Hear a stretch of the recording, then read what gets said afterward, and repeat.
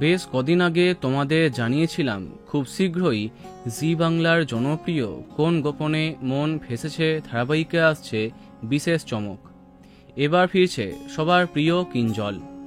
তোমরা সেই ভিডিও দেখেছ, তারপরেই জানতে চাইছিলে কিঞ্জলের প্রত্যাবর্তনের সেই প্রোমোটা কবে আসবে। অবশেষে জি বাংলা অবাক করে দিল। রবীন্দ্র জয়ন্তী উপলক্ষে এই ধারাবাহিকের একটি ধামাকা চমক সামনে এলো, যাতে দেখা যাচ্ছে রবীন্দ্র জয়ন্তীতে সবাই মিলে আনন্দ করছে, কিন্তু শ্যামলীর মনে হচ্ছে কেউ একটা মিসিং আছে। আর তখনই প্রবেশ করে কিঞ্জল। সে জানায়, আমি মিসিং ছিলাম। বলা বাহুল্য, তাকে ফিরে পেয়ে সবাই প্রচণ্ড খুশি। কিঞ্জলের মুখেও সেই আগের হাসিটা বর্তমান। এরপরই আরম্ভ হয়েছে দর্শকের কনফিউশন।